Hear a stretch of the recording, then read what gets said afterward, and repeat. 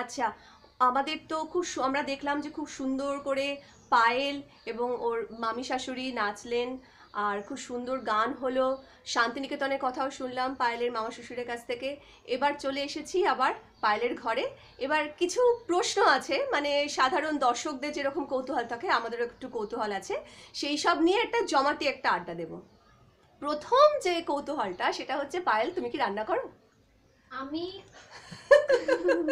ভীষণ মুডি। আমি রান্না করি, বছরে হয়তো 3-4 বার করি। সেটা খারাপ খেতে হয় না, সবাই চেটেপুটে খায়। তো যদি রাঁধুনি বলো, এটা আমার শাশুড়ি মাদের জিজ্ঞেস করতে হবে যে আমি কতটা পটু এই ব্যাপারে।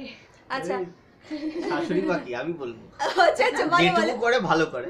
আচ্ছা আর এখন নতুন বানানো শিখেছে কেক, আচ্ছা। কেকটা খুব ভালো বানাচ্ছে। দারুণ বানায়। আচ্ছা, তো মানে এটা মানে কবে থেকে শুরু হয়েছে এই এটা কেক? ওই মাঝখানে- ওই নিউ ইয়ার ডিসেম্বর ক্রিসমাসের সময় থেকে আচ্ছা, এটা। মানে যখন আমি বেকার বসেছিলাম, বাড়িতে কিছু করার ছিল না, হঠাৎ মনে হলো যে বৌদি এত ভালো কেক বানায়, বৌদির কাছে গিয়ে ক্লাস করি। তো একদিনে ক্লাস করলাম, তারপর মানে টর্চার করেছি প্রথম দিন সবাইকে, যেমন মিমি মিমি এত ভালো, তো মানে খুব খারাপ কেকটা হয়েছিল প্রথম দিনে। কেকটা চিনি নেই, মানে চিনিটা দিতে না, ভুলে কেকটা গেছিলাম। আমি বলছি কেকটা খুব ভালো হয়েছিল, কিন্তু তাতে চিনি ছিল না।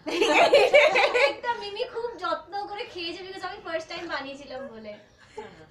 আচ্ছা, তারপরে অনেক বিচিত্র রকমের, হ্যাঁ, কিন্তু তারপরে অনেক রকমের কেক অনেক বানিয়েছে, সুন্দর খুব ভালো সুন্দর, হয়েছে নানা রকম কেকগুলো। খুব ভালো। অদ্ভুত রঙের। হ্যাঁ। আর সবচেয়ে যেটা ও এগলেস করতে চেষ্টা বাবা, করে, তুমি আর ব্যাখ্যা করো না।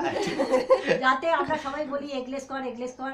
এগলেসটাও আচ্ছা। খুব ভালো বানায় আর কি। আচ্ছা, বাহ। তো আচ্ছা, আর কি কি রান্না গোগল তুমি আমাকে বলো ভালো করে? আচ্ছা, গোগল কিন্তু রান্নাটা করে, আমি খাই। হ্যাঁ, গোগল অসম্ভব ভালো রাঁধুনি। আচ্ছা, ওই 5 বছর বিয়েছে তো, বোধহয় 5 বছরে 5 বার খেয়েছি ওর হাতে রান্না। না না, কিন্তু যেটা যেটুকু করে খুব করেছিল ভালো ভালো করে। করেছে। যেটুকু করে খুব চিকেন, ভালো করে। আলুর দম এই। না, তবে ও বেশিরভাগ দিন রান্না করে, এই দোলের দিনেই রান্নাটা করে ও। আচ্ছা হ্যাঁ, যেহেতু ওর ছুটিটা থাকে। আচ্ছা, আজকে অবশ্য ও রান্না করছে না, কিন্তু ও এই দিনে রান্নাটা করে আর মোটামুটি ভালোই করে। ব্যাস, আমি এ গ্রেড পেয়ে গেছি, আমি অ পেয়ে গেছি, ক পেয়ে গেছি, সব পেয়ে গেছি। কিন্তু গোগলের রান্নার কথা একটু শোনো।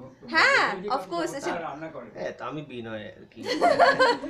আচ্ছা, ওটা- গোগল রান্না কেমন করে সেটা পায়েল তুমি আগে বলো। গোগল অসাধারণ রান্না করে, আর ও যে রান্নাটা করে পরের দিন ভুলে যায়, কারণ ও তো রান্না করতে করতে এক্সপেরিমেন্ট করে আমার আচ্ছা। শাশুড়ি মার মতন। তো ওকে যদি জিজ্ঞেস করি তুই এই রান্নাটা কি দিবি, আগের দিন কি দিয়েছিলি, ও জাস্ট বলতে পারবে না। না বলে, না, আমি এক্সপেরিমেন্ট করি না, বাড়িতে যা থাকে সেটা দিয়ে যতটা ভালো সম্ভব ভালো আর কি একটা প্রিপারেশন যদি বানানো যায়, আচ্ছা সেই জিনিসটা চেষ্টা করি। আর এক্সপেরিমেন্ট কিছু না। আচ্ছা আচ্ছা আচ্ছা, এই যে পায়েল, মানে এত পায়েল গোগল দুজনে এত ফেমাস, তো আপনারা যখন এমনি বাইরে বেরোন রাস্তাঘাটে, তো তখন কি এইরকম শুনতে পারেন ওই যে গোগলের মা যাচ্ছে, ওই যে গোগলের মাসি যাচ্ছে, পায়েলের শাশুড়ি যাচ্ছে, এরকম কি শুনতে পান? আমাকে প্রচুর এগুলো ঝেলতে হয়। আচ্ছা। ঝেলতে হয় বলো না। আরে একজন ও অন্য পার থেকে লাফিয়ে চলে এলো, হ্যাঁ গো পিকলুর সাথে তাহলে এই অদ্রিজার ডিভোর্সটা হবেই, মানে কোনো কথা নেই, তার সাথে আমার অত কিছু আলাপ পরিচয় নেই, উল্টো পিঠ থেকে এসে লাফিয়ে এই শ্যামলী বলো না, এইরকম। দারুণ দারুণ। তো সবাই এটা এনজয় করো তো? আমি তো খুব এনজয় করি। মিমি বলো কি এনজয় করো তুমি এটা? না, মিমিকে এখনো চিহ্নিত করতে পারিনি যে এই আর কি না, এদের আমার একটা মামা মামি। অভিজ্ঞতা আছে, আমি গোগলের সাথে বেরিয়েছিলাম, সে কিন্তু তখন গোগল আরো 5 বছরের পুরনো অভিনেতা। তখনই একদিনই বেরিয়েছি, পার্ক স্ট্রিট অঞ্চলে, ধর্মতলা অঞ্চলে ছিলাম।